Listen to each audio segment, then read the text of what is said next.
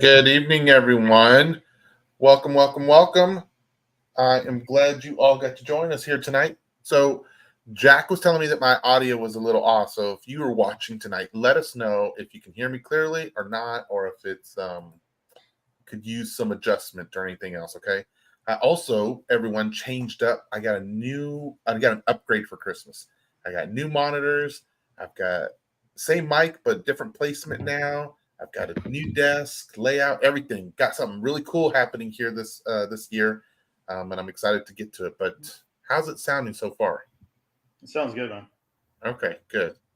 Welcome everyone. So I know that this is two less of what we normally have, and then two less of what we were scheduled to have. And that's okay because that's how this kind of thing works out.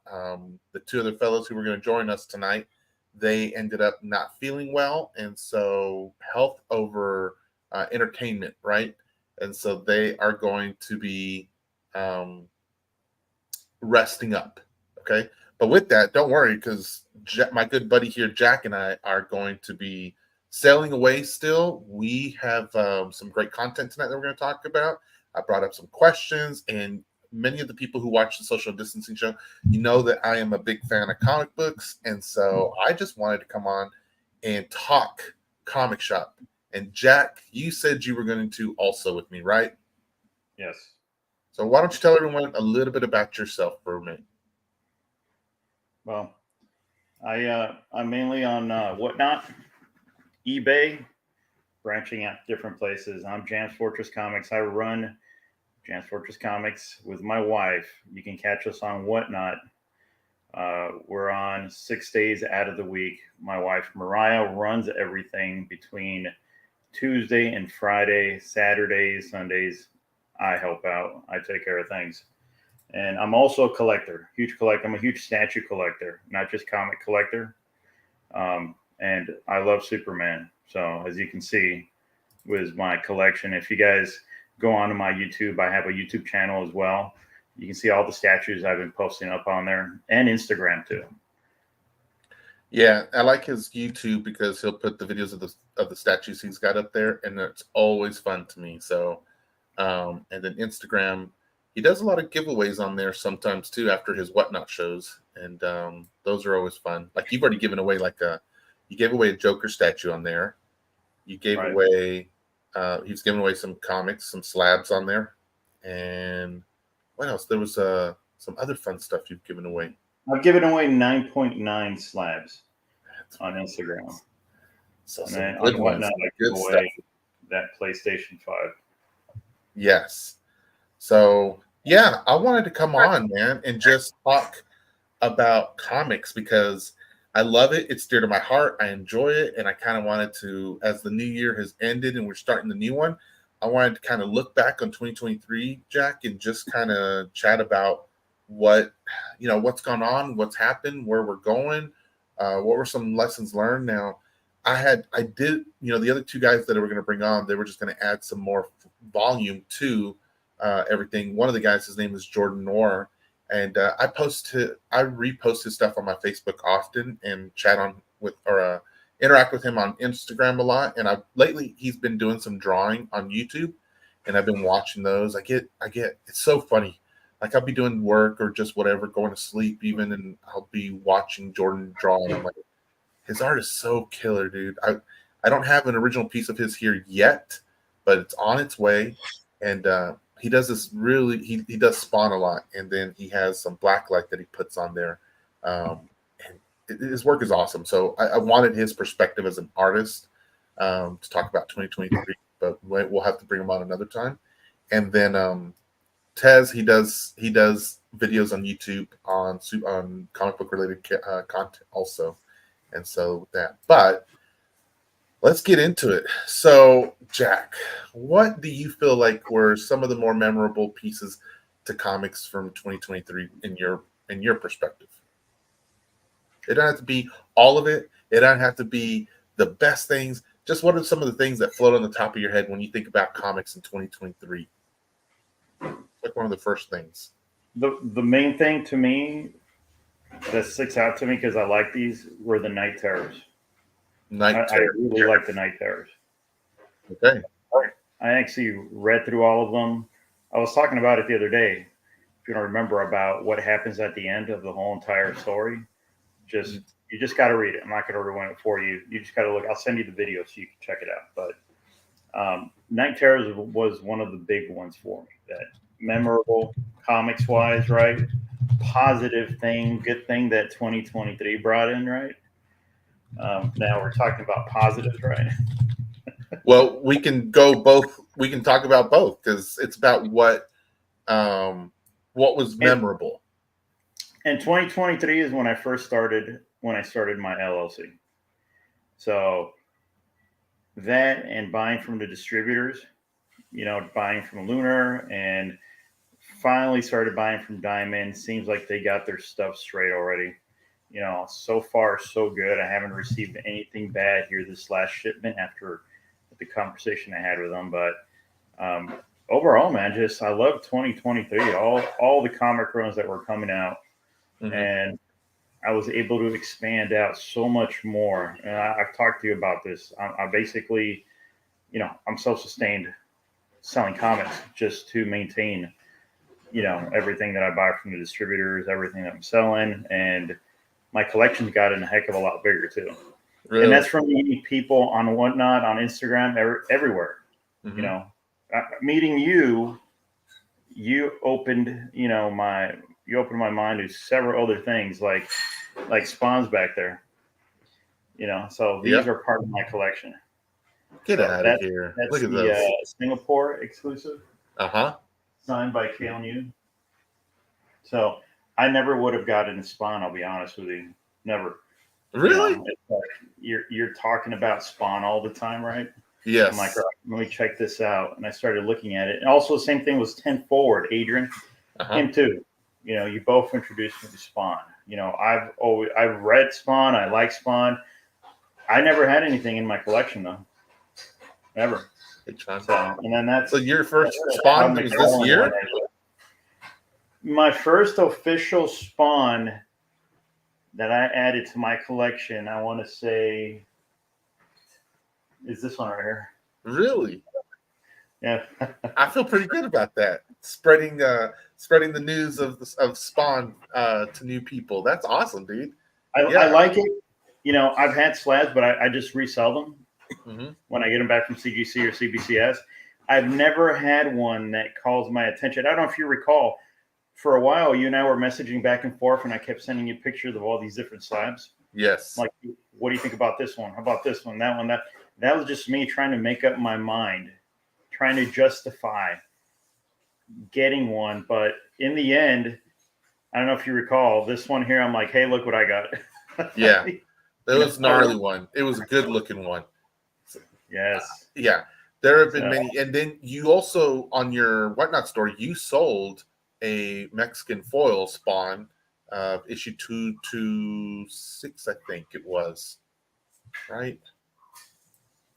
Yeah, it's the homage cover. Yes. For ASM 300. No. Not that one. That was for, or was it that one? Which Spawn is it?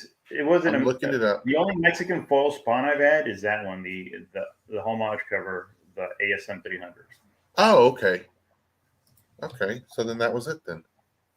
Unless there was something else, but no, these are the Singapore ones. I'm looking up online right now. It wasn't 226. It was 227. That's what it was. I'm going to share it with everyone as soon as I get a picture of it up. Here we go. Oh, now I want to be careful because I'm not trying to pull up everyone else's name. I don't want to. Anyway, if that makes any sense. Here we go.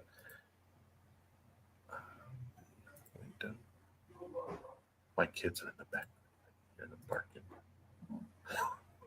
Okay, here we go. All right. There you go. Yeah, that was it. That one. And that's a beautiful cover, too. It is a beautiful cover. I still have some more, too. Really? Because I think I might need to get another one. I need one in a slab and one by itself. But yes. You had me send this one in to get slabbed, actually. Okay. Good. Good. So we That have it. it's returned already.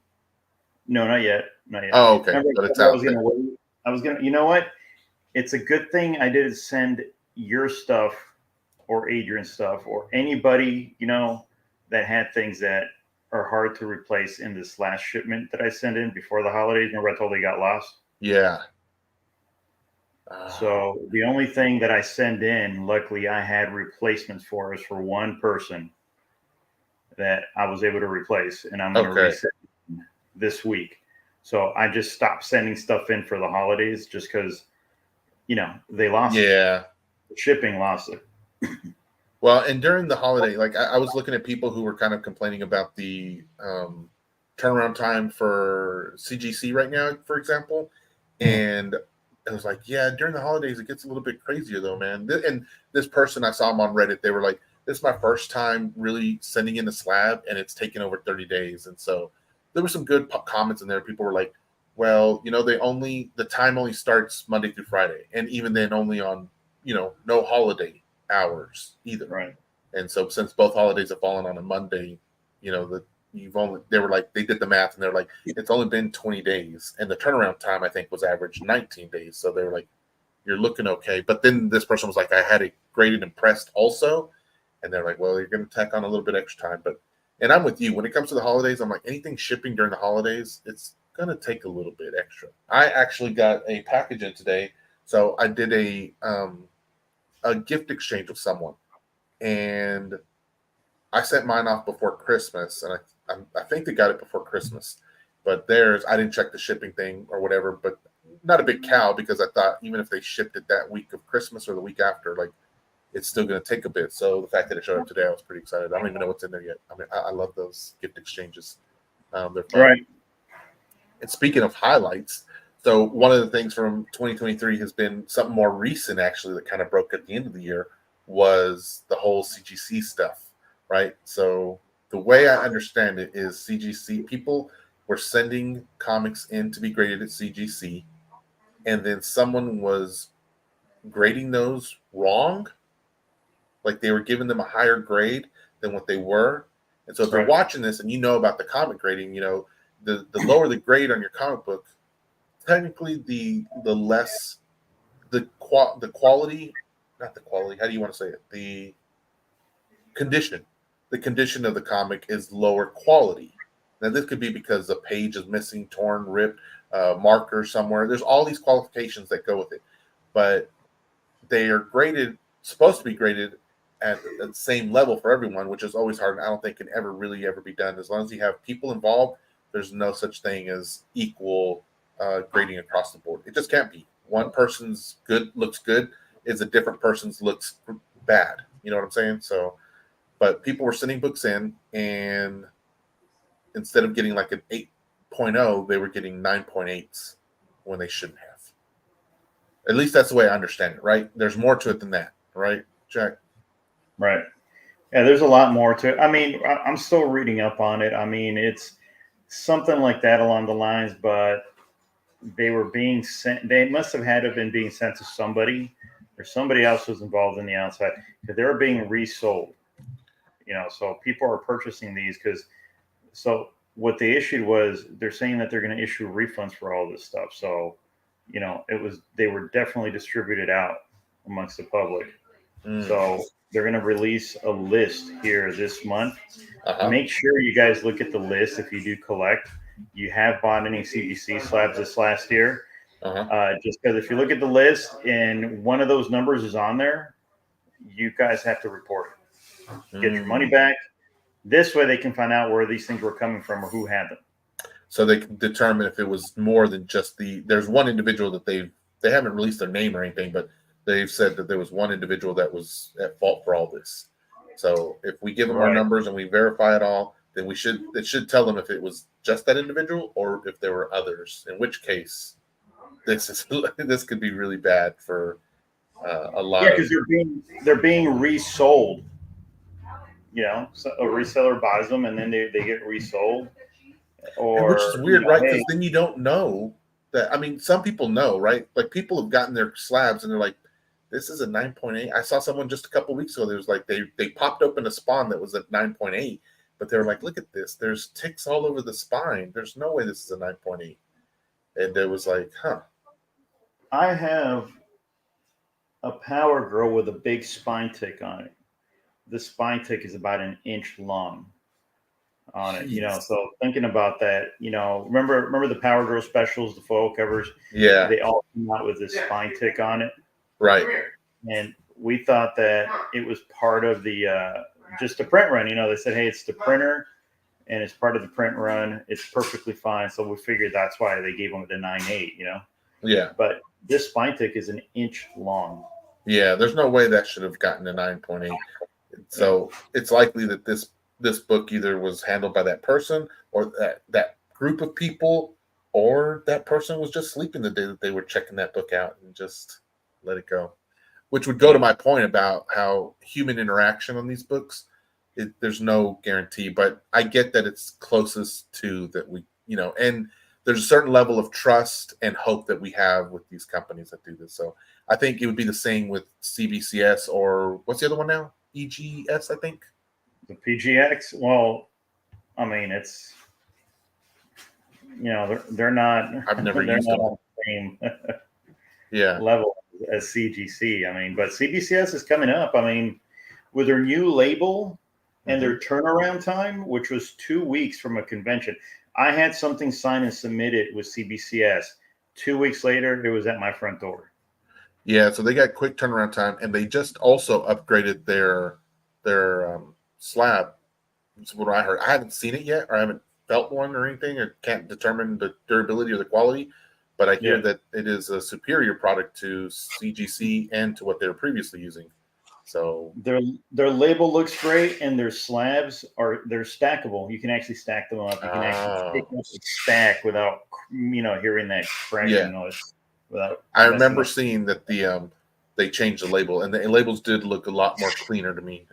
They seemed very plain prior. Now they look a little bit more, not busy, but right on point, I think. Yeah. So, okay, all right. Some other highlights from 2023 in comics, in the world of comics.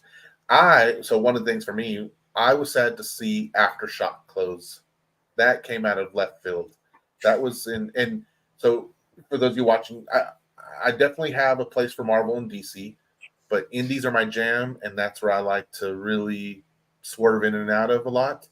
And there was a really good company called Aftershock, and they made a comic that was called We Live. I still haven't read the story, but the art was always killer, and it grabbed my attention. And I was introduced to these metal covers on the We Live part, and so I just started liking the art. And I know the premise of the story a little bit, not enough to be like, oh, I'm an expert in anything like that. And so, but to hear that the publisher closed down and no more books are going to be coming out of Aftershock, I was like, oh man. And that was earlier in the year, but that We Live series was really cool. One of the guys, a buddy of mine, Gabriel, if you're watching, I appreciate you bringing me that, but I also am upset that you brought it to me because now I can't get any more. But I showed off before. I have this box that has the metal and the virgin print of We Live Paladins, and it's crispy. It's crispy. And so the art that We Live has put out has always been just phenomenal. There's so many different covers to get, and I do like a lot of them. I've got a special one that's back here. If I think about it in a little while, I'll pull it out, but if not, it's okay. There is an Ivan Tao, who's one of my favorite artists. He did a cover of that, and I had no idea.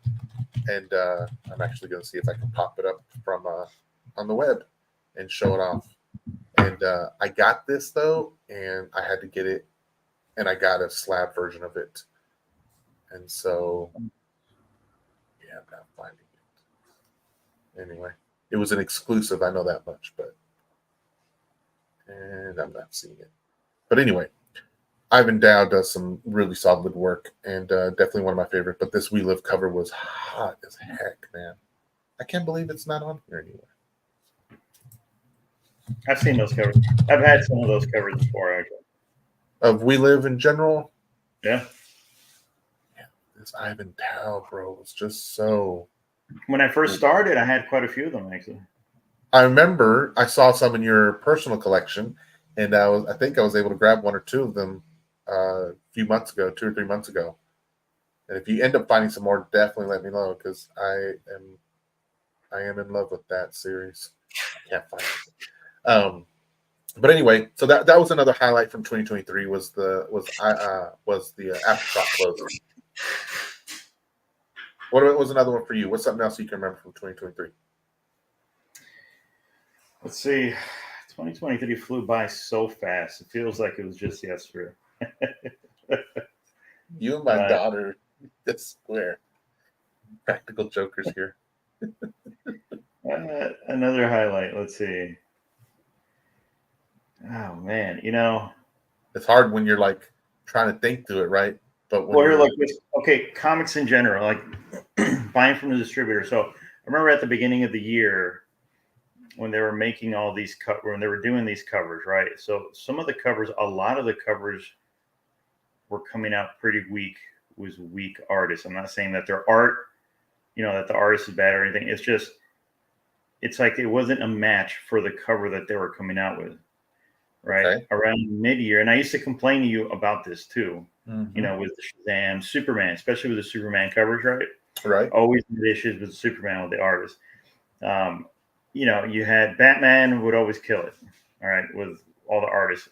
But Shazam, Green Lantern, you had Wonder Woman, you had Superman, Flash covers. Flash covers are still kind of hit or miss, but around mid-year, they started busting out with these great artists. You had Jim Lee, you had Lee Bermejo, you had Lyrics, you had Ariel Diaz. I mean, they killed these covers, and I've shown you Ariel Diaz is doing a Superman cover, and they started having Superman. I started selling Superman. I would never sell Superman. All right. I wouldn't stop buying it because I love Superman, but Mm-hmm. it was really hard to sell. Every now and then you had somebody come in and say, "Hey, you have Superman?" Yeah, I got Superman.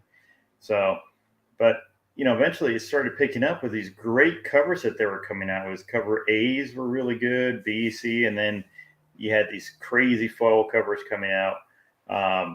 And they just started, it was a big thing for me too. I got really excited when they started doing this. So that's something really good, memorable for me for Sure. that year, my wife and myself, when we started seeing these covers come out, was these awesome artists just hitting home runs every single time. I felt like they were doing it. It was a lot of the like the Mexican artists that they were putting out, right? Like Bermejo and I can't Perillo, and I was like, man, these are some killer art that they're starting to do. Francesco Mutina, Mm-hmm. And he's it's just another like one too.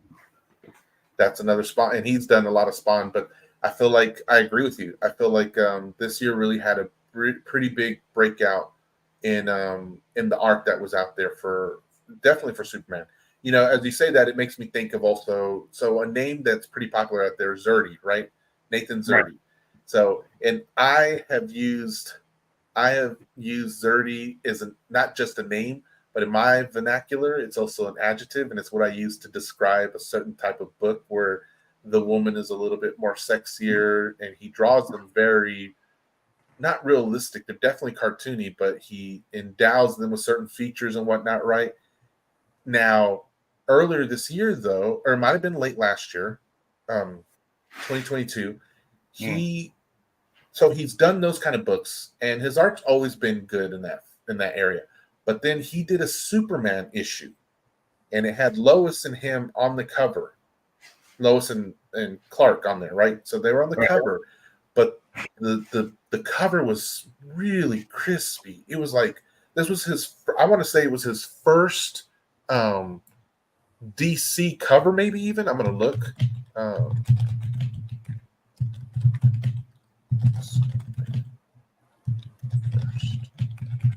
but this cover, there was nothing like overly sexualized about it. There was nothing in doubt about it, but it was just nice, clean cover. And I thought, wow, that looks great, actually. And I thought to myself, it's like he could do some more, just not the Zerdy type book that he's known for, if he would just do some of these books, I mean, I think he could be a little bit more mainstream. Not that he needed to be, but that was one of the things I felt like with this last year, especially towards, I'm going to say, from my view, probably around August onward, Zerdy's books for DC especially started getting more crisp and not so much overly sexualized, you know? And so it was like, okay, I like seeing that someone like him who was able to, in my opinion, transform his art into something that was a little bit less risque and just a little bit more solid. And with the character like Superman, I'm sure DC was like, yeah, we don't want to go too much, into a certain field with them. But I appreciated Zerdy's art more in this later part of the year. So yeah. Another big thing was Scotty Young doing the Batman Off-World. That was more recent, right? That was within the last month or two. Cover. Huh? That's his first DC cover. That's right. So I can't get into Scotty Young's books at all. The only one that I can say that I did like was Twigs, but because it seemed more cartoony, which was fine to me. And then there was another one. Oh, I'm gonna have to remember it, but there was another one that I got it with his signature, and then I thought, holy geez, this I can't even believe this is Scotty Young, because it was not his chibi style that he does traditionally. This was just a nice cover it was something, it had like a Stephen King vibe to it, and I was like, man, I'm actually kind of glad I got this. But that's the only other book that I've been like, the chibi style I'm just not a fan of. The American chibi style I'm not a fan of. And I know I might get hate for it, but I know that he is a lot of people love that, and that's fine. That's totally fine. It's just haven't been a big fan of Scotty's. Right. I mean, that's fine. It's not for everybody. But no. What else came out in 2023 that was okay?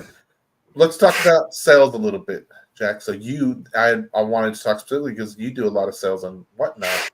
From a sales perspective of your comics, where do you feel like?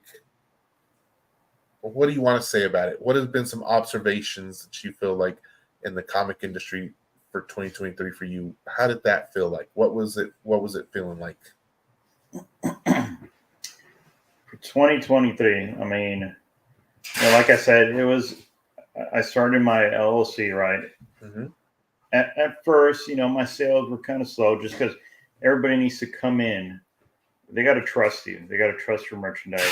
They got to make sure you're going to get their stuff to where they want it. It's not like you're walking into a comic book store where you can get this stuff yourself. You're trusting people to look at the condition of these books and make sure that you get those the way you saw them on camera, right? Mm-hmm. Or the pictures that you took. But sales wise, it was pretty good. It started off very slow at the beginning of the year. I want to say like around getting close to mid-year is when things really started picking up for us. The sales were, I had doubled. I mean, I was doubling the orders, tripling the orders, and just ordering these insane amount of covers, I noticed, and it's like, my room isn't filled up. I mean, so we're going through these covers one way or another. If it's not on Whatnot, it's on eBay, or it's just other different places that we'll sell on, or just people that we know that pick out covers, Mm-hmm. So sales wise, it did very, very well. Now towards the end, I want to say like around November, it started having some issues, but I want to say it was because of the holidays. Everybody's trying to save up for Christmas. Everything is getting a heck of a lot more expensive now, except for comics. Everything's still overpriced, but people were having issues, which I get it, right? Yeah. You don't want to spend on anything. You want to focus on the family and buying stuff for the family. So we did somewhat good, but we did see a little bit of a down in November, and I want to say December, second week of December, first week of December, it started picking back up. Then towards mid-December, right before I left, it was doing really good. I did that PS5 giveaway.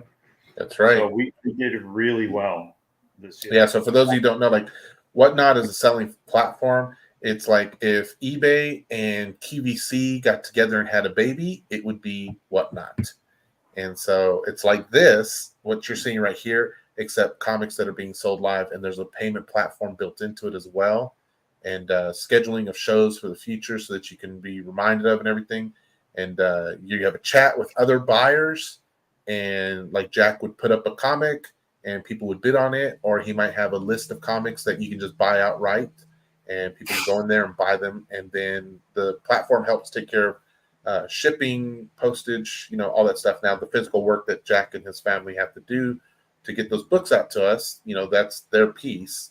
But yeah, so they do giveaways on there to help draw buyers to come in.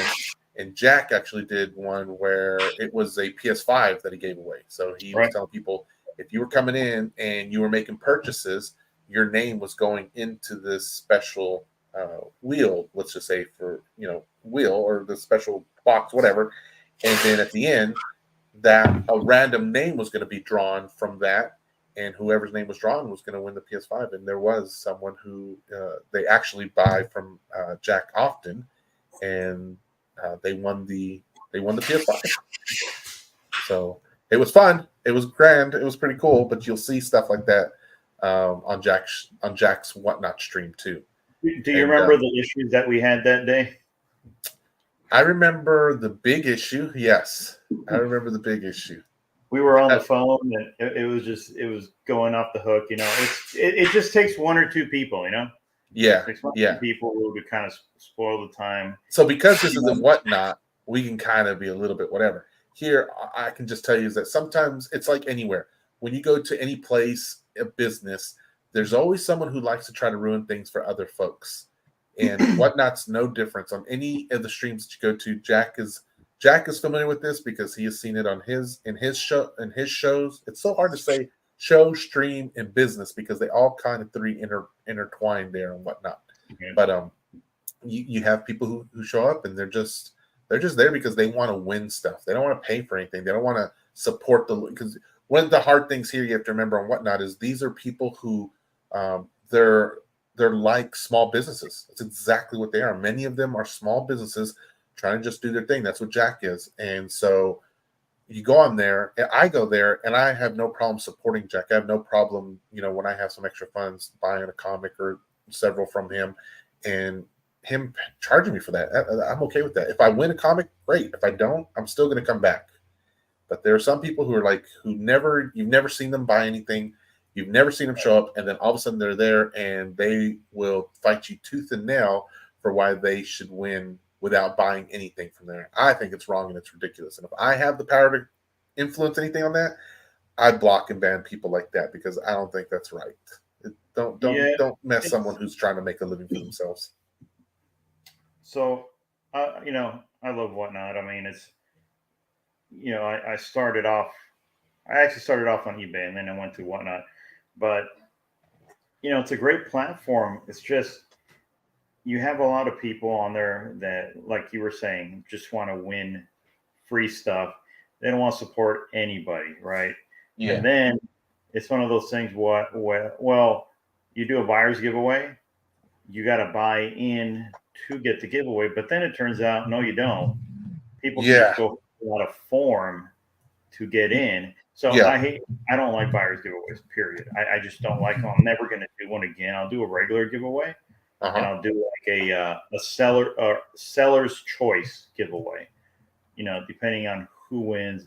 But you just can't say anything. You just, you got to do that. Like I said, this last time, the show before I went out for the holidays, remember I was giving stuff away? Yeah. I was giving free stuff away. Everybody got something. Everybody got something free. One of the people that, they call them giveaway goblins. one of those people decided to report me and say that I can't give away free stuff like that. I have to run it on their giveaway system. So, it's like, okay, so I can't give you. So if you bought something and I feel like giving you something for free, Yeah. I can't do that because I'll get reported for it. So think about that. I know I have a knife in my hand. I'm not threatening you. I'm opening up a mail call today because I want to open it up on the show. But think about that for a second. You, again, didn't buy anything, but you were fighting tooth and nail. And you even decided to go and tattletale on the person who's not just giving out free stuff, but giving it to the people that have bought stuff from them. So a person who bought something is getting extra because they patroned your business. But the person who didn't buy anything is so upset about it that they're like, I'm gonna report you to the parent company here. It's so ridiculous. It's so ridiculous. It is. It makes it hard to do business that way. And so if you ever wonder why someone like Jams isn't giving away free comics or something like that, you can think the people who don't know how to patron properly, I guess is really how to say it. I'm just going to give it away on Instagram. That's it. And that's what he's done. So that's what I say. If you check out Jam's Fortress Comics on Instagram, he'll usually post up, "Hey, we're doing a giveaway today, tomorrow, whatever it is. Show up and whatnot, so you can make some purchases, and then be put in the drawing for it." So long as he does it that way, he doesn't break any rules or anything else like that. So Instagram is its own entity. But Yep. I do think it's weird how it has happened. So if you've thought about selling comics or anything, because whatnot is not just a comic book platform, it is a platform for anything. So think of like again, an upgraded version of Craigslist. Even that's what it's like. And so you get on there. Anything. Well, not everything, but just go take a look, download it, check it out, and go look up Jam's Fortress Comics in there and see what you find. So okay, so selling then is pretty good. What would you say you have to give? How to say it? It's not like it's just free money that's going to be coming into you. You got to do lower. I can hear your family in the background taping up what I'm sure boxes everywhere, and so it took me a while. I was like, "What is that noise?" And I was like, "Oh, yeah, that's Mariah. That's my wife. She's boxing up the orders from yesterday's show." Okay.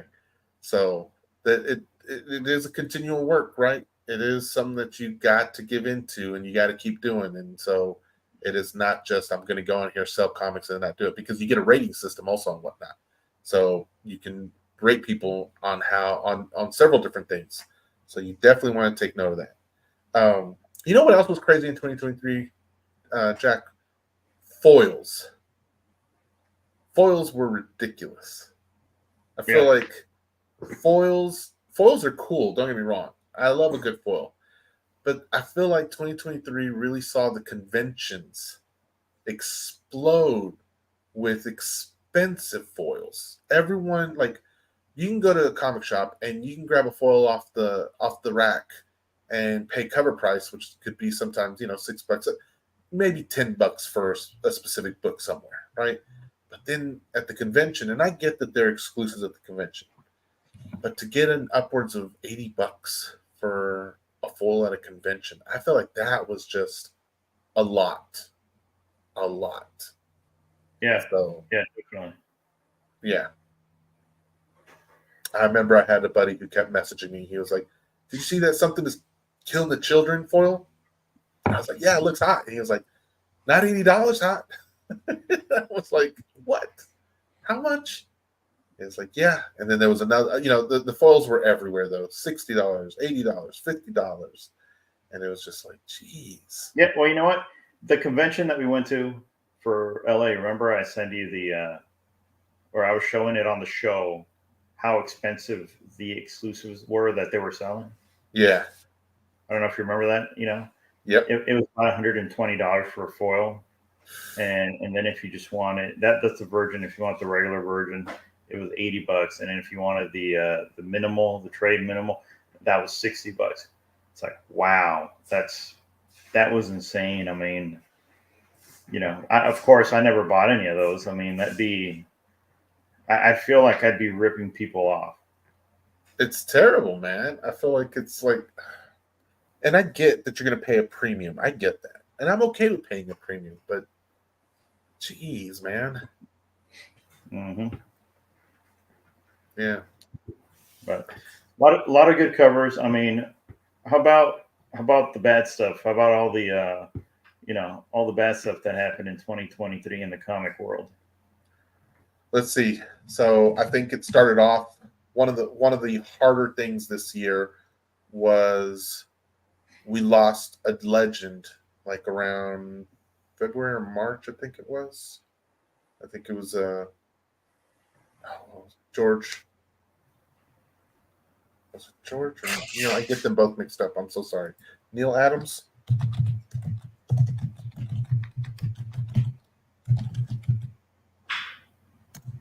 Let me see. I'm looking it up. Oh, I didn't spell his name.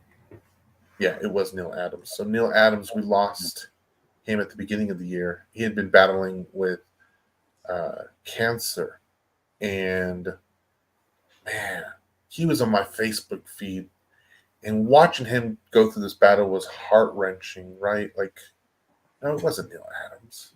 No, it wasn't. He was last year, not this year, or 2022, not 2023. So then who am I thinking of?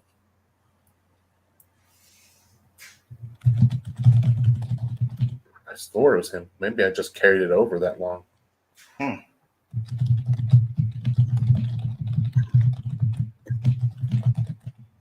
You hear the clanking of my keyboard? Let's see. Never mind. I swore to God it was this year, but no. Or 2023, but it was 2022. Oh, it was George Perez. My bad. George Perez. Yeah. Yeah. Okay. There we go. So George Perez passed away earlier this year. And then we also lost John Romita Sr. He passed away earlier this year. Keith Giffen, he passed away also. So we had a lot of legends who passed away this year, and that was intense. And George, his was the feed that I had on my Facebook often. And I tell you what, his art was gorgeous. It was great. It was part of the whole, infinite crisis and everything. But the way he handled it, it was so, I don't know how to say it, man. It just sounds, I know it sounds weird and gross in a way and whatnot, but like he handled taking on death in a way that made me feel like I can handle it like that. Like he was posting stuff about how it was hard, but he was like, I just want to have good moments this year. I just want to have good memories as I'm finishing out the end of my life. And so friends and other artists were stopping by, and fans would send him stuff, and he was always encouraged by it. His wife was posting up pictures all the time, and he looked always sick and stuff, but he always looked like he was happy to really be living in these moments and in these memories of the stuff that from the people that cared about him and were impacted by him. And I thought, that's got to be a good feeling. Like if you're gonna leave, man, like can you leave on a better feeling than that? Than to see the people loving up on you in such a way? And it's just like, geez. So it definitely touched my heart when he passed, and it really it changed my perspective. So it has a real world implication. It changed my perspective on how to handle death when it comes my time, however way it comes. If I have the, uh, if I'm able to see it come at me, then to be able to handle it just like he did. To be honest, not to be about the pain, not to be about the suffering, but to be about I want to just have the moment as best I can. So, yeah. Right.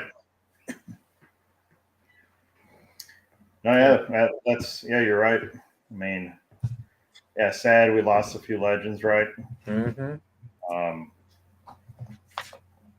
what else didn't you like about this year? In the comic. Oh man, so let me tell you, there was some drama this year, and I keep learning stuff about this cat. Okay. If you've ever heard, there's a famous whatnot seller. His name is Epic. Okay. And Epic Comics, when I first started coming onto whatnot, I heard his name and I was like, okay, it's like you. I heard your name. I didn't know whatever, but I'd go to your streams and just check it out. And it wasn't that I'd go to his streams. I'd see the books that he was releasing for his exclusives, and I thought, these are fire. These are awesome, right? Because that's what I'm there for mainly, is the comic books. And but then, as with everything, for me at least, I like to make sure that the people I'm supporting, like, that they have something in their life that's also worth supporting, or at the very least, make sure that there's something there that I don't want to support. That makes sense? And with this cat, man, so there was this big, okay, I already had challenges with seeing some of his streams, right? Some of his streams are crazy, man. Like, and he has hundreds, if not thousands, of followers and people who buy from him regularly and stuff. I am not one of those guys. I do not buy from Epic. I do not support Epic. And I say that because my experience has been, when I go onto his streams, it'd be a little madhouse there, and it's just much for me. It's one of those where I feel like the younger generation might appreciate this. I not me. I need someone like Jack. I need someone who's mellow, who knows their stuff, who can connect well with folks, and it's just not super busy. Okay, and so there was that, but then there was some shenanigans that happened where at the end of the year, close to the end of the year, he got what's the word? He got pointed fingers at, something like that, because they said that he stole some comic books at a convention that he went to, or maybe not a convention, but some sort of small town convention. It looked like. Yeah, it was a small town convention. It looked like. Yeah, and so there was allegations. That's what I'm trying to say. There was allegations that he stole a comic book, right? And it was like, ooh, drama. And so for those of you from the Social Distancing Show, I love drama. I love to watch it. I love to read it, and I don't like to engage in it. But I remember I was like, ooh, what's going on over here? And then he put an Instagram post where he was like, I didn't do anything, guys, or I'm going to look into this, and I don't know what you're talking about. Let me see first, and if anything happened, then I'm going to deal with the employee. Generally, I'm like, why are you dealing with the employee? What are people even saying yet? And then he posts. Yeah, then he posts up a video. He goes, so apparently here's the video that people say I'm stealing, and I clearly did not steal. I'll grant it. At first glance, I'm not sure. I can't say yes or no yet. But after the 12th replay of it, because it's a short video, after the 12th one, I was like, I see it now. I see it. Sure enough, that book left his partner's hand, or gotten taken off the long box, and got put at the bottom of the books that were already in his hand, and then put to his side, and then Epic goes down there, and you can clearly see his hand go down there to the side also at the same time, and then come back up and being slid into this other pile that was paid for, or whatever, however way you want to say that. So it was, and then after that, that's all I could keep seeing was that book being slid under, put to the side, handed off, and then put into the sold pile or whatever. And it was like, you put up a video to prove your innocence, but it doesn't clearly prove your innocence. And if you watch it enough times, it makes you look super guilty. And then just the roller coaster train wreck after all that too, Jack. Like, to me, it was just like, oh my gosh. The guy and he just kept digging himself a hole. He just kept coming back and saying, it wasn't me. He was playing that Shaggy track too much. It wasn't me. It wasn't me. And it was just like, are we all going to believe this? So I felt like that was a huge thing, and that rocked the whatnot verse is how I call it. That rocked the whatnot verse for a bit out there, and you can see a lot of people were coming out in not support of him, but in support of the whole, we need to shut him down. We're not gonna we unfollowed him. We're not buying his books, and all that stuff. And I don't buy any of his books at all anymore. And he has some cool exclusives, but I stay away from them because I'm like, I don't want to support people who are like that. Well, yeah, exactly. Same here. Yeah, I'm not gonna support anybody that's like that. I mean, it's giving away free stuff. I mean, that's not my thing anymore. And if you want to see all that happen, he started giving away a lot of free stuff. Mm. Kind And of makes it sus a little bit, huh? yeah, his room gets packed, but that's because you're giving away free. You're giving away like 2 PS5s. It's like, okay, there's other ways that he could have gone about it. Yeah. To- and not Yeah. just stuff in a hole. I don't know My the thing guy. is if I patron you and then when I learn what kind of person you are, because that's where I stand. It's like I bought books from you, but this is the kind of trash behavior you are or what you do. Like, no, man, forget Yeah, that. it's one of those things where, hey, you know what? Let's implement rules, but I don't have to follow the rules. Yeah. Yeah. And if you know someone who's going to get into a bad deal, you don't want to see them get into that deal. So from my perspective, it's like it's not that I'm trying to talk trash about him. It's that I don't do business with him.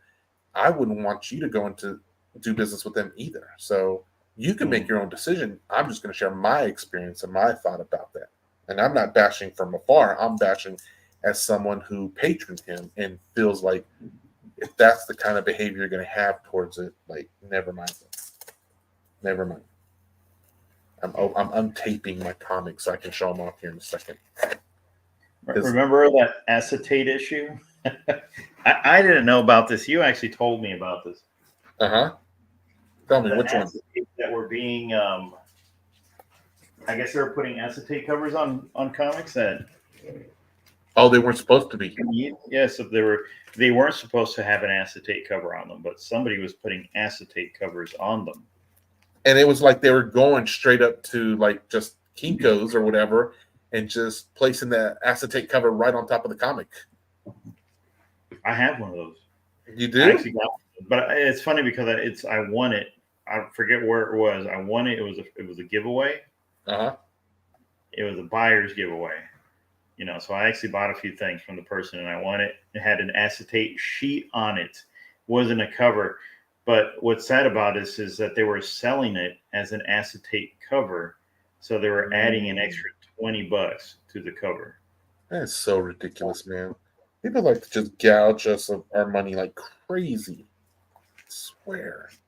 Hey, so check these out since we're going to start showing comics. Okay. So The secret or oh, you were just talking about that the other day. talking about it, I was. Is that what you got in today? This stuff got in today.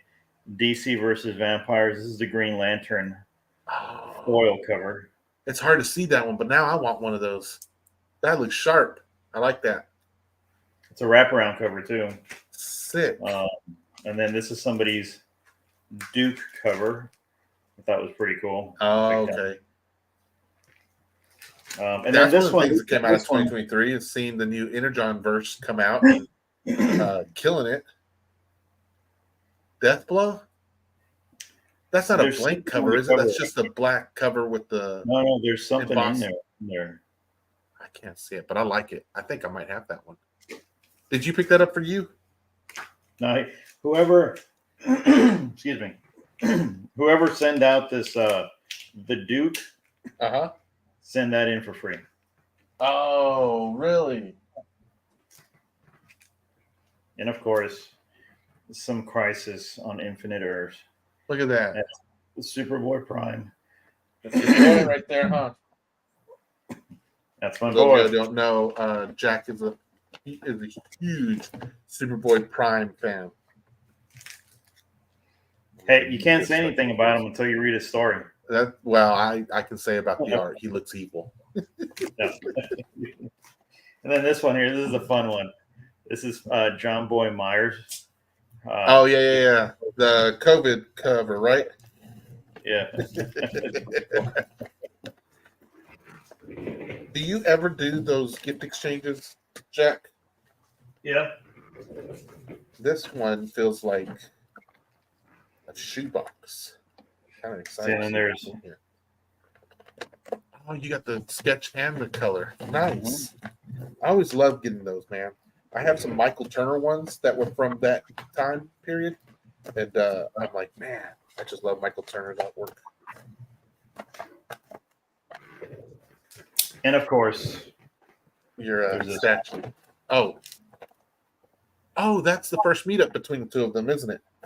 Yeah, Golden Age Superman and the Superboy Prime. And my statue. Yes. That's what my wife and kids got me for Christmas. They're legit, man. They know what they did. Are you gonna keep it the color, or are you gonna paint it? Because I know you were dabbling with some paint a couple months ago. No, so this statue, it's a museum piece statue. So it's supposed to be that color, so it looks marble. Yes. So this is from their museum line. So I love it, man. That is sick. Yeah, I'll zoom it in when I do my YouTube videos and everything, all that good stuff on it.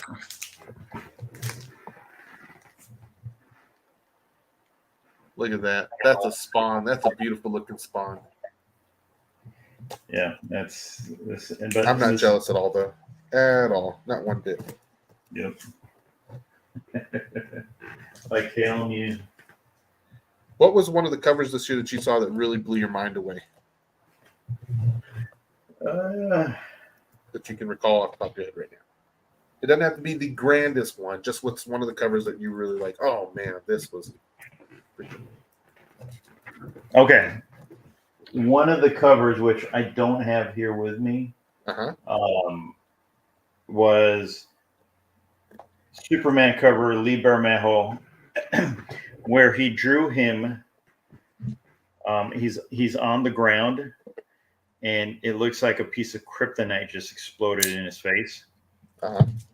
You know, and he has his hands up, and he's making a fist, and he has all these kryptonite shards on his face, and his face looks sucked up because it's kryptonite. You know, it's starting to weaken him.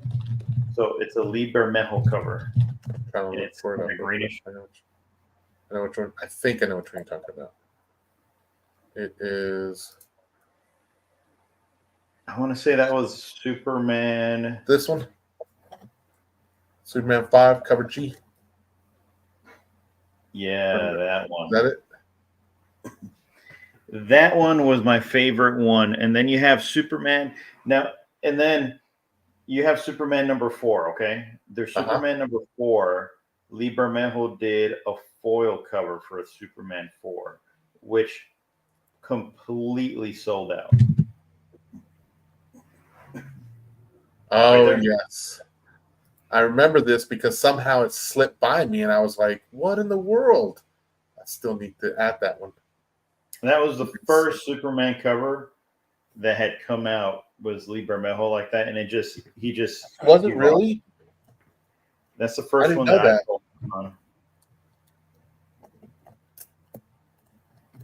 Okay, that's legit. That's legit.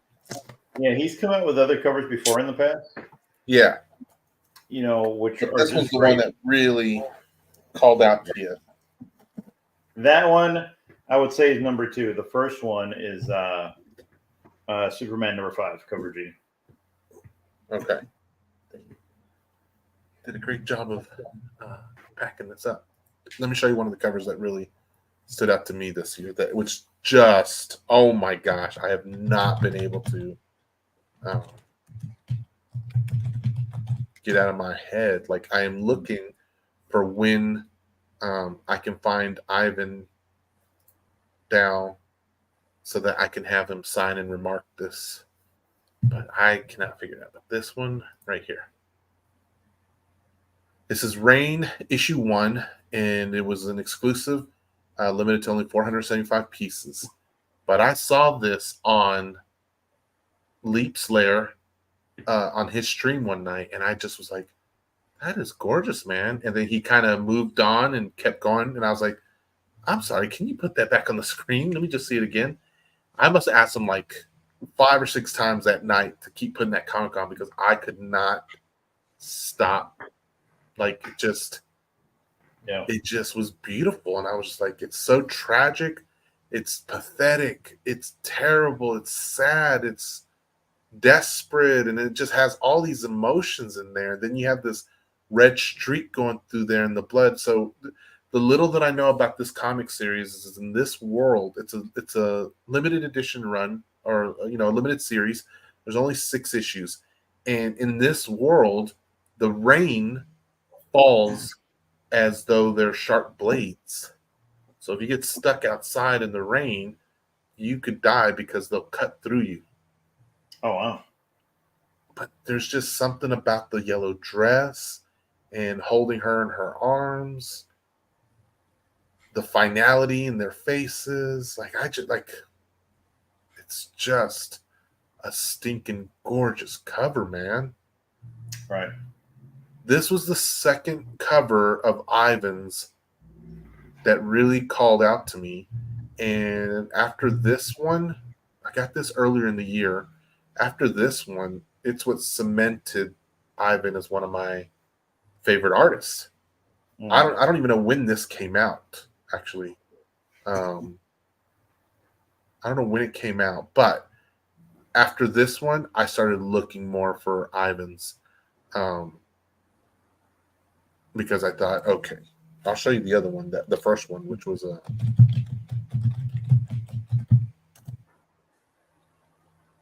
this one. So that was the first one I got of Ivan's that I knew of. Okay, Oh, it's awesome, isn't it? yeah. It's freaking amazing. It is. It's awesome. So the All Against All is part of the Radiant universe. So Radiant Sun, Radiant Pink, Radiant Black. Um, that's all I know there. But geez, this cover was amazing to me. I want to get this signed and slabbed also by him, or remarked. But so this was the first one, and then Rain, and I was like, okay, I need to put Tao on my radar.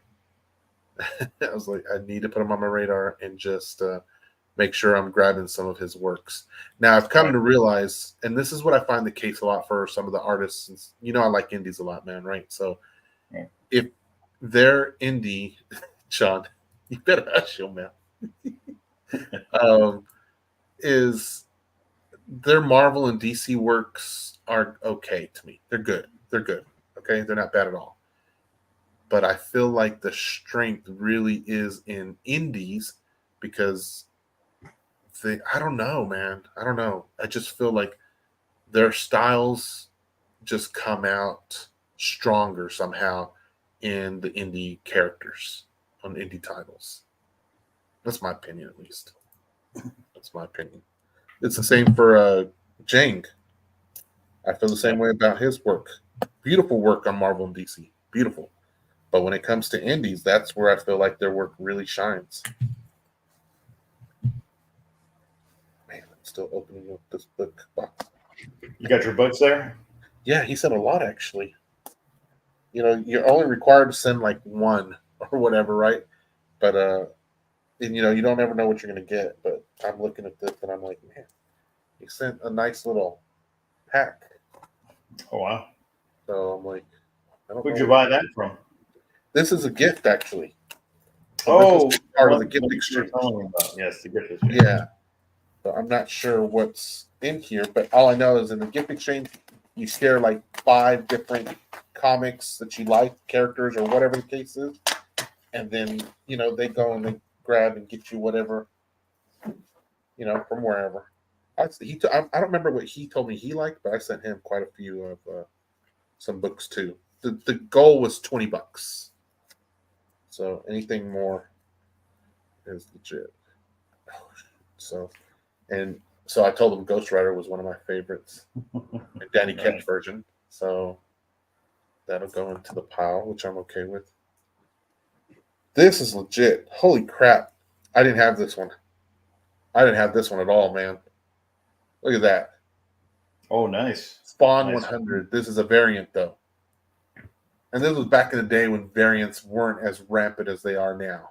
So this is legit, dude. Holy crap. Wow. I was there when Spawn 100 originally came out, and I don't even remember seeing that one. Another one, the Templar. Spawn, the Impaler. Nice. Man, this is a big stack, dude. Look at that. Another Ghost Rider, which I love. I like that Hobgoblin. Back in the 90s, they made Hobgoblin not just a costume on some guy, but actually turned him into a demon, a demon. Yeah. So I do like that. This is Spawn's enemy, the clown or the violator. I like that. The Whisper War. Oh, The Walking Dead. I told him I liked indies.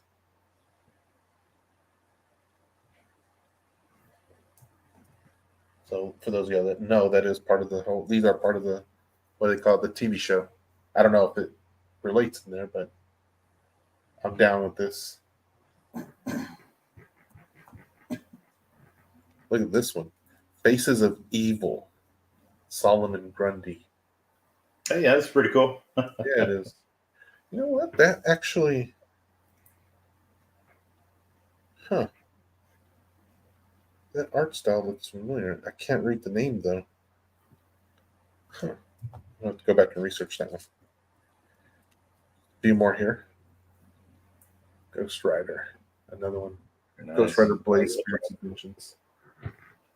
I like that. Ooh. This is a crispy one. Look at this. Rise of the Midnight Suns, Ghost Rider. Midnight Sun. You know, have you What? played the game? No, did you? I just started playing it yesterday, last Do you night. like it?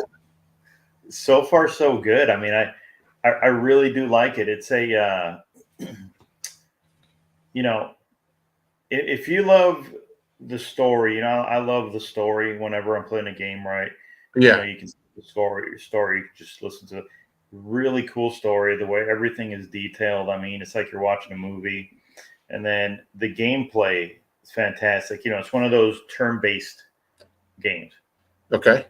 So Old it's school. like, yeah, you go first, and then they go first, and but the graphics on it, right? And then from turn-based, when you're not doing that, you're back on your home base, and you're kind of just walking around. It's like an open world type of thing. It's really cool.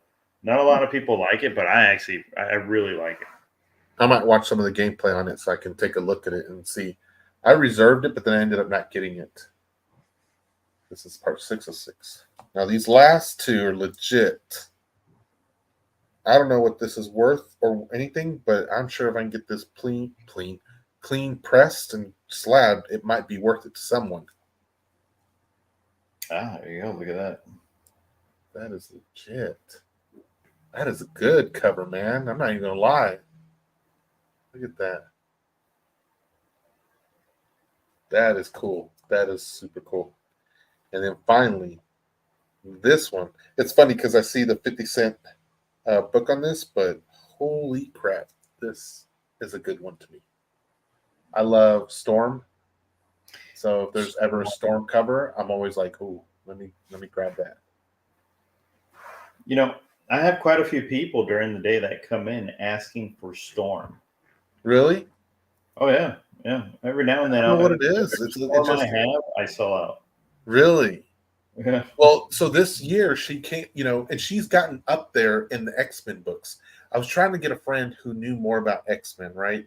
Because that is a book that is one that I really want to read because it is crazy, some of the stuff. I saw a panel once where they don't know that it's Scott, but Scott is talking to Steve and Tony in the Avengers base or whatever, right? And he's buying time so that they can break out someone or something from within their ranks or whatever. But he is laying it into them. And there's this one panel in specific where he was all like, every time you needed us, we were there for you. Unquestionably, we put our lives on the line. And he's talking about like when Ultron almost took over, Age of Ultron storyline, when Hulk went berserk. There's all these connotations with that. And he's like, we were always there. He goes, but whenever the mutants faced persecution, you were silent. And he was like, no more. And that just sent chills down my body. I was like, holy crap, he's right. And I remember back in the day, remember when they were fighting Onslaught, and then the Heroes Reborn here, all the heroes got sent to the Heroes Reborn universe, and they blamed the mutants, and I was like, oh my gosh. So when I heard Scott saying that to Cap of all people, for him to be laying that into Captain America, I was like, it just was. Now it makes me want to read the whole what happened, what precipitated that, and what was the the events or the repercussions after that. So the guy that I had, this guy that I know, he'll post up regularly about the X-Men stories. He's like, if you're not reading X-Men, you should be reading it, because he's like, this is getting real now. Like, and so I'm always like, stop teasing me like that, man. And so I was like, I asked him, this week, I was like, are you still reading X-Men? And he was like, yeah, but now I've switched to the trade paperback. So now I wait for the trade paperbacks and I go read them. And I was like, maybe that's what I need to do. Maybe that's what I need to do. And so, yeah. But I guess Storm, because she has her own title, and the art that they've been doing for Storm has been absolutely killer, man. Right.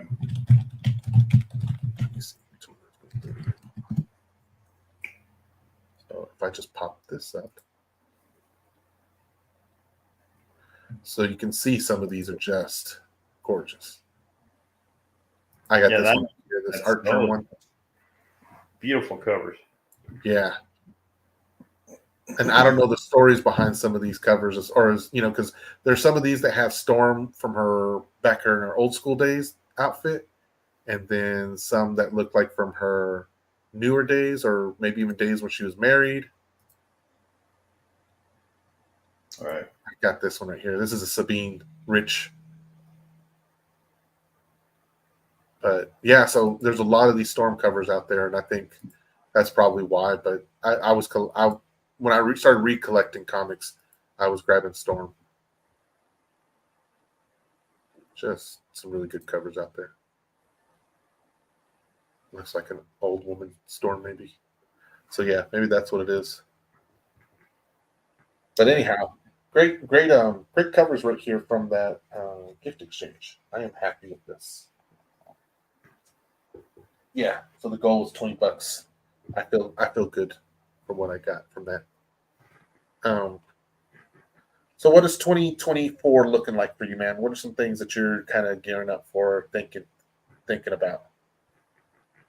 Try and expand. I mean, I'm going to try and go out to other platforms, and get out there, try, maybe sometime this year come out with an exclusive.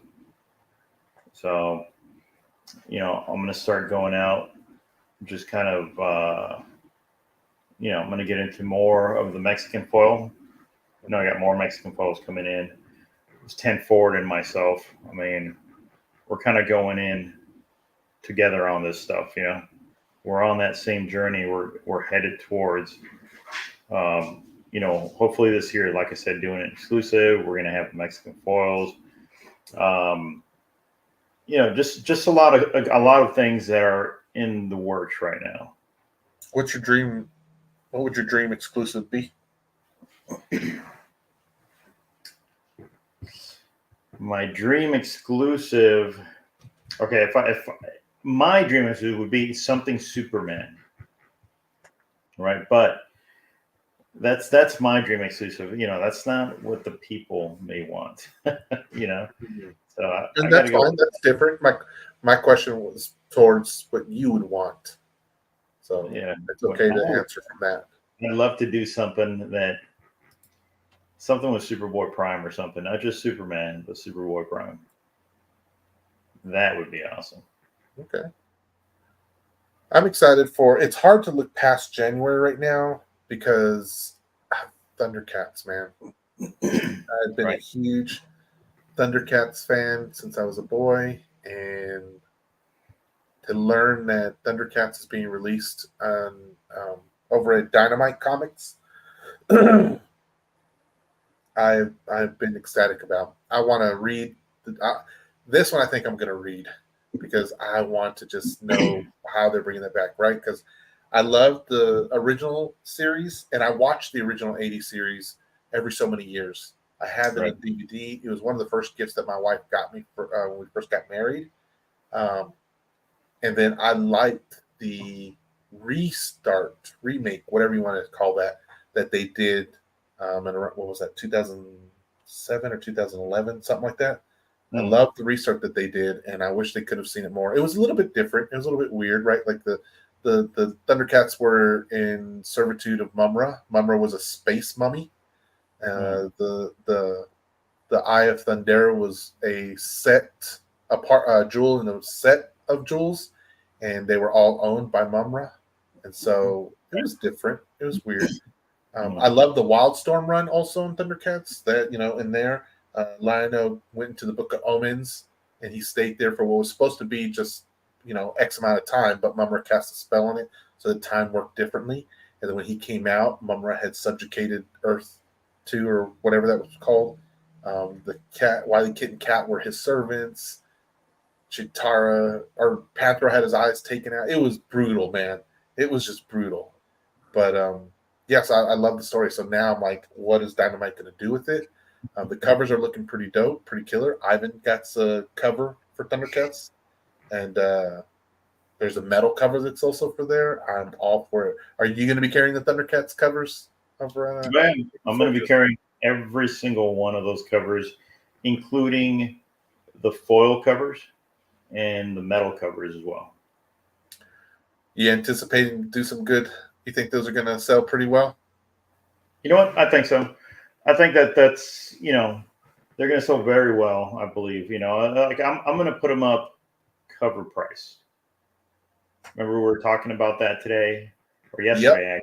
Actually, the whole cover price. You were telling me that there are certain comics that are going for a heck of a lot more. I think it's going to be one of these covers that people are going to want to pick up. Yeah, I hope so, because it's one of those where I want people to hop on board also and really get into all about it, because it's one of those books you see and you're like, I want it to be successful. Please be successful. Beautiful covers. The David Nakayama cover, man. That's yes. I'm going to pull those up. There's a model cover, I believe.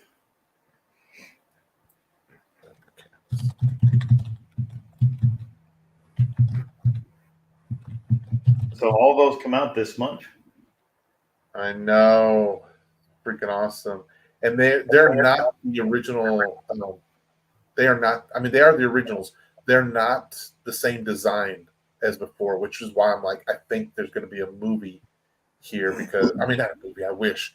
Why I'm interested in the stories, because there's just got to be.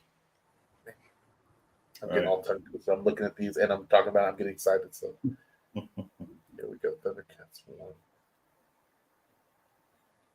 Will it show us all the covers? No, but these are some of them, at least. We can at least show some of these.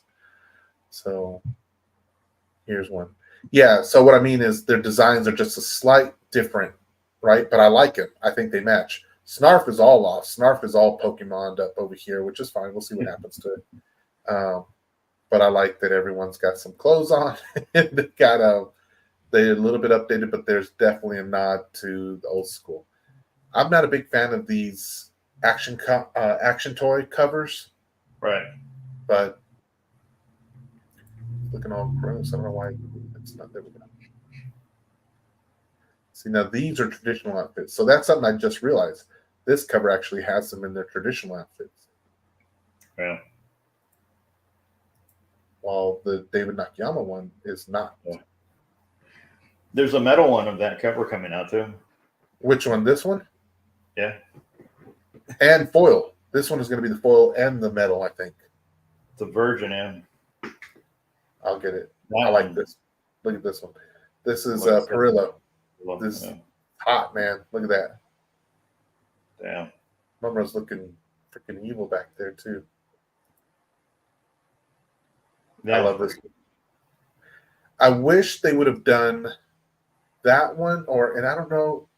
There's not another one. So there's another one that it's a white cover, has Thundercats on it, and it's the Eye of Thundera and the Sword of Omens on it only. No, just the Eye of Thundera. So just a little tiger eye, white cover, and that's smack dab in the middle. I wish they would have done that one as a metal with a red cover and the eye in there like that, like this, if that makes sense. Yeah, that would have looked cool. Yeah, because the white's it's too overpowering, and they didn't make the eye big enough to cover the whole thing. It's just like this small portion up here. So if they had made it larger, it would have been better. But I'm excited for that. I'm excited for that. I got some. I want to show off some of these other ones I got. I told you indies, right? So let me show off some of these indies I picked up late in the year that I'm like. Some of these, I'm glad. I thought they weren't coming out until January, but I was very excited to get these. So give me a second to show them off. These are. I went. I was like, heck yeah, we'll go ahead and do them, man. I was like, go ahead, let me see. These are thick books, but these are. So if you're a big fan of James Tinian and his Something is Killing the Children, so that's the first book, the first series that he created. The second one was one that was released last year also, or 22. Anyway, it's called House of Slaughter. Okay. And that is the main character. The rest of the people in the universe, so it's still in the same universe. And then there's a new one being released, or was released in December, called Book of Butcher. And so I picked up the. Look at that. I picked up the one in 10, maybe. I can't remember, but I love this one. I thought that looks sick. There's another one of this one that is black and white. Yeah, I've seen that one. Yeah. And then I picked up the 1 in 25. No, the 1 per store variant ratio. Right. This one is, there's one of this out there also, but it's not the version. Mm-hmm. I like this. I'm thinking about getting those slapped. Then I went ahead and picked up. Look at this one. The foil. Nice. Something is Killing the Children. It's hard to tell, but that's legit. That's legit. And then I got have you seen this one? Local Man? No. Okay. Yeah. So Local Man's fun. It's about a guy when you get so when you're superpower, you're a superhero, and you get into your midlife crisis range, and you got to go back home, and you got to figure out how to do life now, past a certain age. That's what Local Man is. But it's funny if you recognize the cover a little bit. This was from what was that cover back in the 90s? What was that? Death Mate, I think it was. The cover looked familiar when you pulled it out, but then it said Local Man on it. Yeah, so it's an homage cover to a Valiant cover. Okay. I don't remember if it's Death Mate or not. But I like that. I got it because I was like, oh, okay, yeah, it reminds me of that. This one is called, this is from Boom Studios. This one has actually been picked up already for Netflix. And I got their Netflix, I don't know what you'd call it, but variant. So Met Cadets 1, and it's foil. And I liked it because they actually included the Netflix emblem on there to show that, yes, we've been picked up, and you'll see an animated version of this here soon. Which is cool because Boom Studios, that was another thing from 2023, right? We saw a lot of good Berserker and news that Berserker was going to be coming back out, or Netflix has picked them up to do a movie. Or, yeah, it's a movie and an animated series. And both connected. So, but I don't know enough about Mech Cadets, but I like that. Now, this one, this was the breakout at the end of the year that I got that I was like, holy cow. This one, you know how much I love Ivan. This is something called Little Red Ronin. This is issue 1. Nice. I've heard of that one. Yeah, Little Red Ronin. Look at that. That is pretty cool. I love the cover. Like, it's just a man, it's just fancy. Like, the cover is simple, and it's just like, I love that it's an alternate way to do, you know, the dress, if that makes sense. Right. But I like that. And it's an Ivan book, man, you know? And the weird thing about this book is it's left to right, not right to left. So this is the edge that normally the spine would be on, but Mm, it's actually over here on this side. right. So that's awesome. Awesome book. So you're playing. You mentioned games, so let's talk about games for a minute, Jack. You said, remind me Midnight again. Suns. Midnight Suns. I just finished Spider-Man 2 for the PS5. Oh, really? How is it? Spider-Man 1 was extremely emotional towards the end. You know, there's the death that just was like, doesn't matter how many times you know it's going to happen, it just hit, and it was good. Weird, oddly enough, they switched actors. I don't know if you've ever known that. I've never seen a game that does that. The game switched actors. So Spider-Man that you got from the original release of Spider-Man 1, Right. and then when Miles Morales came out, they switched the actor that played Peter Parker. Oh, really? They Wow. Yeah. And then they kept him for the sequel. Now the sequel was so much fun. It was a blast. They did a great job of incorporating both Miles and Peter and being able to play as both of them at different times. And the missions were fun. And I tell you what, when Spider-Man 1 came out and Miles, like I could pop the game in and I would just spend like 10, 15 minutes just swinging around the city because it's just fun to actually get to control Spider-Man and swing around the city and do all that kind of jazz. And so Right. this one does it again. It's great. A lot of costumes, a lot of throwbacks to some of the old stuff. There was a really fun Easter egg in there. So if you go and you collect all these items, at some point in the game, a portal opens up from the Spider Verse, and these items go into there.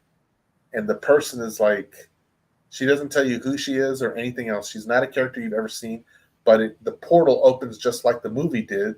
And Mm. the character in the portal, she's drawn just like the movie was. And Spider Man's looking like, what in the world? And she was like, look, if Miguel shows up, just tell him I said finders keepers.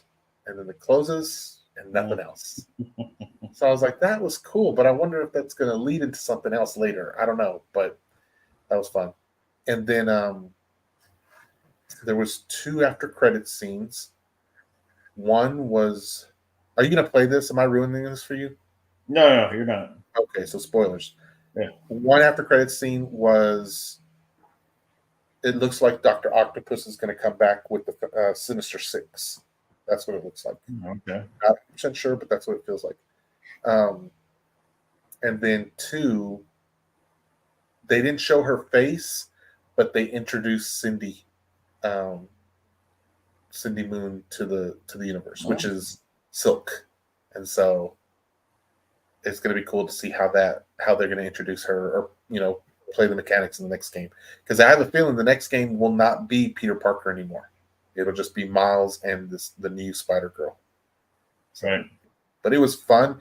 If you're on the fence about it, if you have a PS5 and you're wondering, I would say pull the trigger and get it. It's worth it. Lots and lots of fun.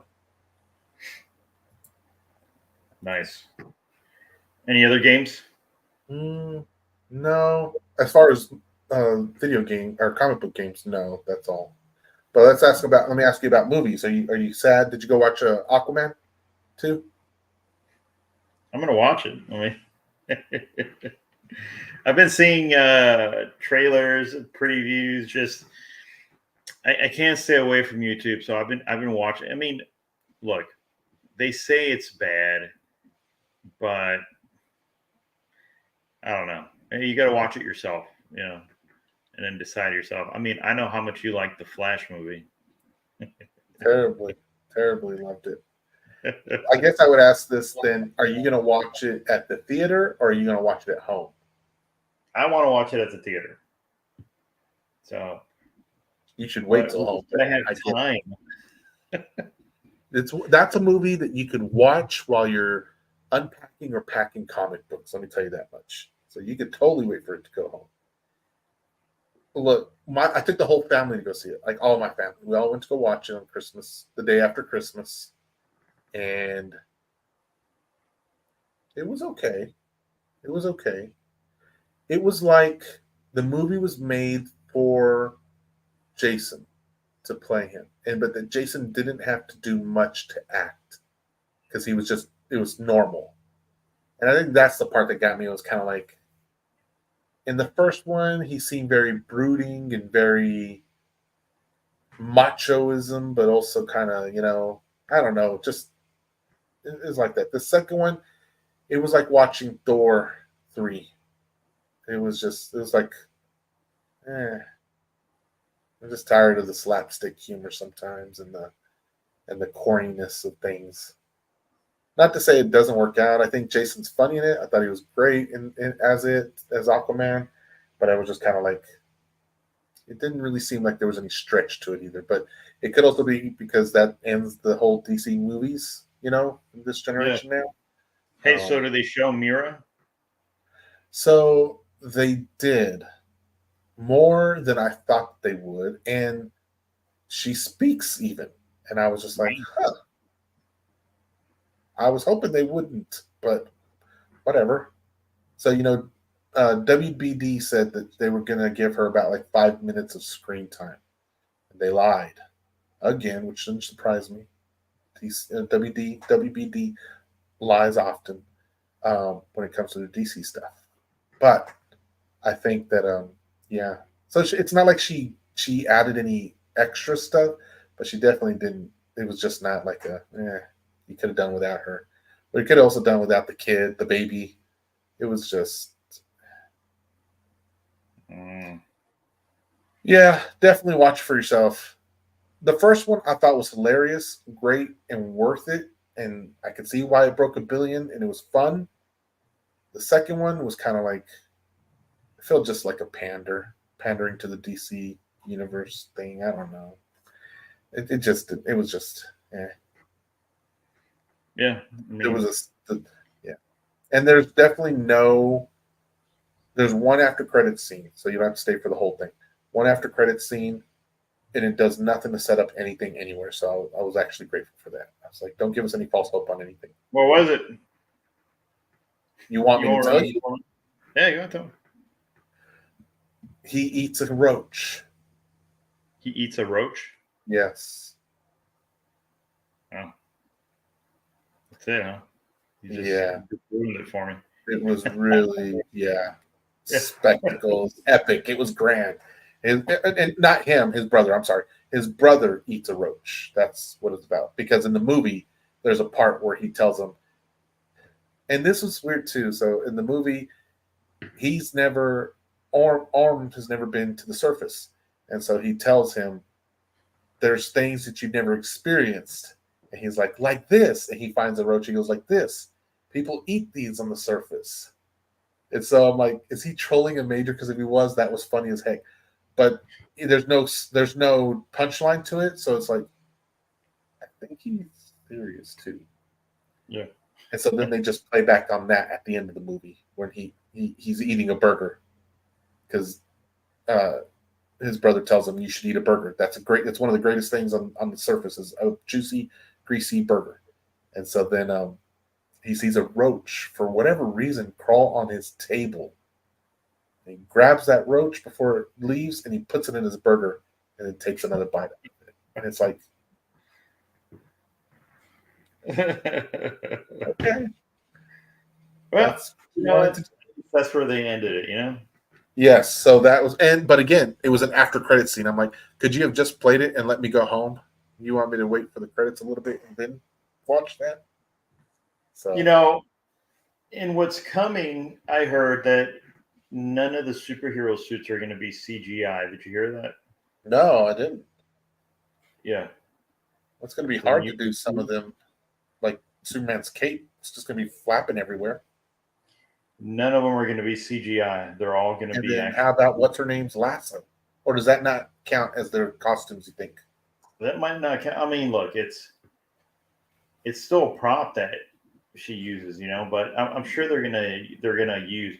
But going back to the whole, the Green Lantern. Remember the Green Lantern? How it was all CGI. His suit. Yeah, I remember. Yeah, so he doesn't want to do that. He wants an actual suit, which I think would look really cool.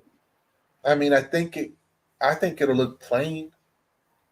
I don't know how you do a Green Lantern suit without CGI. Well, I'm sure that there's ways to, with the tech nowadays, there's ways to put something in there, to Yeah, make it look good. I mean, they could put LED lights on there and light them up. something like that. Who knows? I'm pretty curious on how they're going to do all this stuff.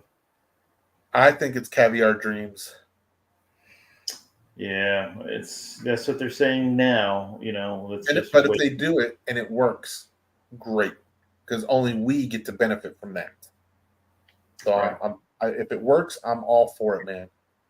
Unfortunately, the only thing is it's the fact that you have to say unfortunately, the fact that there is so much screwed up in the DC, repertoire already. It's terrible. How many movies were there in the DC? 10 years of DC movies, and we had what? 3, 6, 9, 12, maybe 15 movies. I think 15 movies. I think, in my opinion, 3 of those are the only ones that really stand out as blockbusters to me. Maybe 4, 5. Man of Steel, Wonder Woman, the first one, Blue Beetle, and the Suicide Squad. Blue Beetle. I love that movie. I can't believe that was as good as it was, man. I told you, you're Oh, waiting. You're waiting. I kept telling you to watch it, and you I kept on feel, telling me, but you know is it what? as good as Flash? Look, I feel like it's a double edged sword there. I wish I'd have paid attention to you and watched it in the movie theater, so I could have given them props, so my money could have shown support for Blue Right. Beetle and all the Latino actors in there. I would have loved that. I would have also, the double edgedness of it. No, is to also know that nothing would have helped it because it was considered a flop. But it shouldn't have Right. been. It was a really good movie, guys. It was a really good movie. Yeah. Like I could sit down and watch that again. Like tonight, I could probably put that on and watch it again, and I'd be okay with it. It was so good. It was Yeah. so good. Really good. How do you do that, man? And that pisses me off. How do you get movies like Man of Steel, like Wonder Woman? Wonder Woman was epic. It was good. Oh, Aquaman, the first Aquaman, 5. Yes, I was right, 5. You got Man of Steel, you got Wonder Woman, you got Aquaman, Blue Beetle, and the Suicide Squad. You know what's interesting? 4 of those, I guess you can look at it as 5 of them. 4 of those were first appearance movies. Huh? Yeah. I didn't think about that. So they tell great first stories, but I don't know. Anyway, so I don't know, man. I'm kind of like. So it goes back to that whole fatigue, right? Like people are saying that there's superhero fatigue. People are just tired of superhero movies, right? Do you think that's true or false? It's. I think it's false. What people are getting tired of is replaying the same origin story, and not continuing to go on to the second part, third part. What was happening here, when they came to the Justice League. That's what you kind of want to see, right? You Mm, do all these individual movies, but then you want to see the Justice League. You want to see them face off against Darkseid or somebody, yeah, something big where they come together, and you want to see what happens. It's they just can't get there. Now I like the Zack Snyder universe. I do, and I like it, and I hope Netflix picks it up can we because stop I with want to see where it Snyder? goes. He had hey, he had Dark Side in there, right? And it's like I want to see how far they can go with it, right? So now, Dude, I'm so tired of Zack Snyder. Like, and not that I have anything against him. I'm just tired of the hashtags for Zack Snyder and Justice League and DC. I'm like, it's done. Just end it. Just be done with it. Let's just chalk these last 10 years and throw it in the trash and let's really start off fresh and let's see what happens. Let's see. what people are going to be tired of is what I'm tired of is all these fresh starts. Yes. Like you keep on restarting it. I don't want to hear another origin story. I really don't. I mean, I just at this point it's like, hey, you know what? Everybody knows what happened and their origins. Yeah. Just jump into the action. That's it. So I think you're right. I think you're right. I think sometimes there's here's the thing is like there's so much great opportunity that can be had in the origin stories, but when you make the end mushy, sloppy, trash, it makes it hard to sit through another origin story. Right. That's what I think it is, right? Because I love the idea of seeing Superman's uh, childhood, even in his move to Metropolis, like a Superman year one. Like I'd love to see something like that. But unfortunately, you messed it all up. You mucked it all up. No one's going to want to see that anymore. And I think you're right. We do want You to know, see the next there's stage. so many versions of it. So you got Superman 1, which with Henry Cavill, I liked it. You know how they did the flashbacks and everything, right? From he's a Yeah, kid I like to that. Yes. so on, and before he dons the suit. So I really did like that. Yeah. Smallville, I like Smallville too. His Smallville did it too. Smallville did it too. You know what I really like that I just wish that they wouldn't have canceled is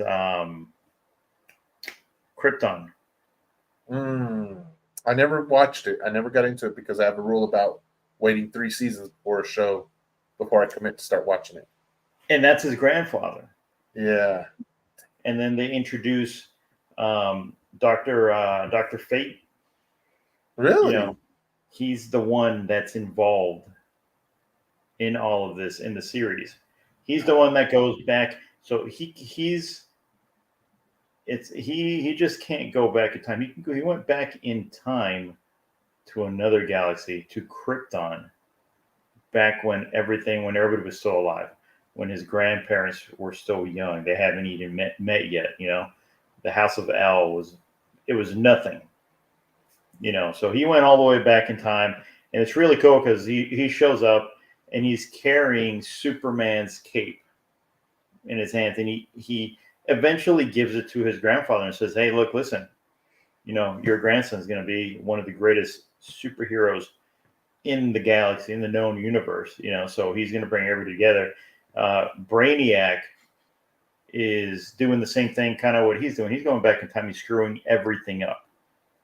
And he does this because the way he sees it is, this is the only way I'm going to get rid of Superman, by going back and altering the past. But meanwhile, Fate goes back and he makes his grandfather aware. So now his grandfather knows. And the cape kind of sits there, it hangs there. And depending on what he does, either the cape starts to deteriorate or the cape kind of stays full, intact. Interesting. On the actions that he takes. Yeah, it's really cool. And then you get to see the House of Zod and everything, and what happens, everybody that's involved, the different houses. I mean, you got to watch it. And then, okay, Doomsday. So they actually show Doomsday. Doomsday existed back when, because there's different origin stories. Yeah. Of Doomsday. There's an origin story where Doomsday was created on planet Krypton, and the way it was created was, so on Krypton, when you kill, or let's say you kill a Kryptonian, you bring him back to life. You're able to do that. You can't kill the Kryptonian the same way anymore. Oh, okay. Yep. If you shoot him, he's like bulletproof. So if you poison him, the same poison won't work. If you gas him, the gas won't work. Yeah. So what they do is they take one of their soldiers. I won't kill it for you, but they take one of the Kryptonians and they're like, "Hey, you know what? We're gonna make you into the super weapon," and they kill him over and over and over again, to where in the end, his skin looks the way it looks is just because they basically put him in a furnace and they hit him with all kinds of fire. So, and they kill him with fire, and then he comes back to life. That's where his skin comes from. It's fireproof. He's anything proof. And, he gets the size. I mean, he's huge, and it's really cool the way they show him, because he looks just like the way you would imagine him to look like from the comics if they Really? did them. Yeah, it's really good. The quality and they show him they use him and it's like the House of Zod.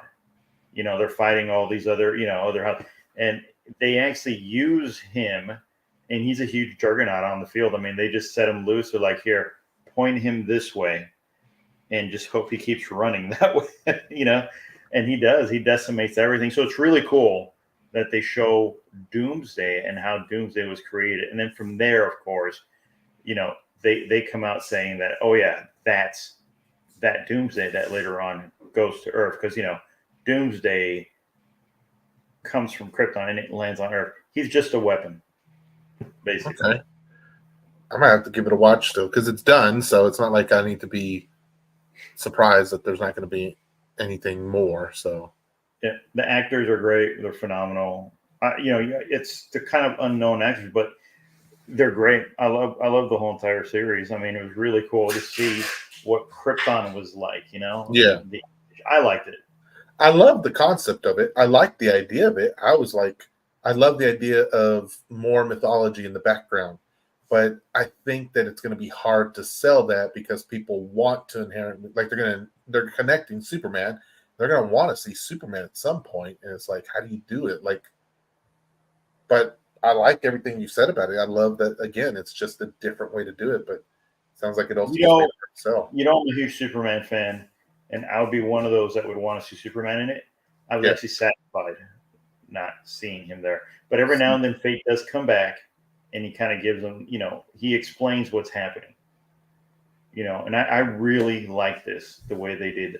I love it that they end up. You see the House of L, and you Mm-hmm. see they're wearing, the S. They're wearing the Superman, and you see how it originates and where it comes from and why it means what it means. So I was very satisfied. Yeah. Not seeing, I wasn't in a hurry to see Superman in there. I see what you're saying, but just the way they went with it, I really liked it, man. I was pretty bummed out that they discontinued it. At least they finished the season though. Was it just one season, 2 seasons? I want to say it's like 3 seasons. Really? Yes. Then I totally missed it. I probably missed it right there then because I usually have to have the third season done with before I'll watch it. So, okay. Yeah. I know. It was the writer's strike of 2007, 8. I couldn't handle it. I was like, man, y'all canceled everything that I was watching. And so, okay. All right. Well, man, I appreciate you hanging out with me tonight. It's already 9:53. So, Yeah, definitely.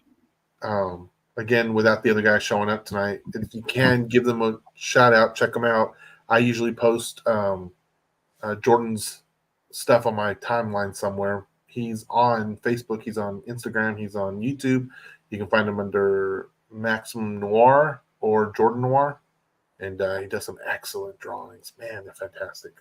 And Tez, you can find him on YouTube under Comic Palace, Comics Palace, or Heroes Palace. Heroes Palace. Here it is. Heroes Palace. And then join Jack. He, again, remember his wife, she goes live during the weekdays and he goes live during the weekends, traditionally.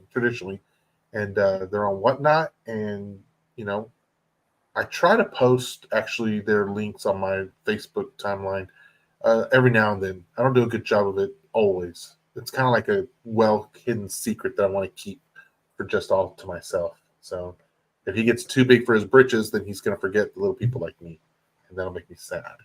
So I try. And really quick, you see this? Yeah. Signed by Todd McFarlane. Oh my gosh! I just recognized that. I just realized that. I'm going to be giving that away next. Shut up! No, you're not. I am. Are you serious? Yeah. When? On Instagram. I don't know. I'm going to announce it. I'm just going to put it up one day. Just out of the blue. We got to pay attention. Are you going to have some crazy rules? No, it's going to be an Instagram thing. Basically, every purchase made is going to go on Instagram. Mm-hmm. That's it. So everyone, I need you to put good vibes there for me and that book to come home over here because I'm a huge fan of Todd McFarlane's and Spawn, and so help me. Okay. Help me, help me. Right. We'll keep an eye out for that. And actually, I want to say, because this guy is such a fun guy to be with, hang around with. This guy right there. That I am actually going to be starting to sell comics on Whatnot next month. I can't believe we're starting January. I can't believe I'm putting this out there. Yeah, so I'm looking. I don't have the first date yet, but it will be the first week of February. That much I'm sure of. Let's see. February is going to be. Oh, February starts in the middle of the week on a Thursday.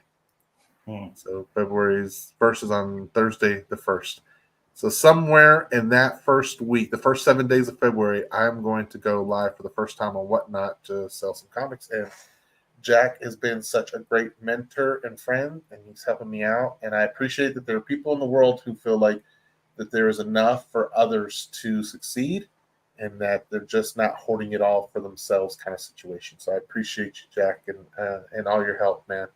And I will be focusing hopefully more on the image indie side of things, with a little bit of Marvel and DC here and there, but predominantly I want to focus on the indies. We'll see how it goes, though. Awesome. But with that said, I want to thank you all for hanging out with us tonight, and hope we come back and see this again some other time. If you see us on the replay, just hit us in the comments and say hello. And remember, you can go to Whatnot, look for @Jams, or not just look for Jams Fortress Comics on Whatnot and Instagram and YouTube, so that you can find Jack and be able to watch him there. Okay. All right, everyone. All right. Well, I'm gonna give me a second here because I'm looking for the outro. And somewhere here, I promise. Okay, here we go. All right, everyone. Have a great night. Thanks. We'll talk to you later.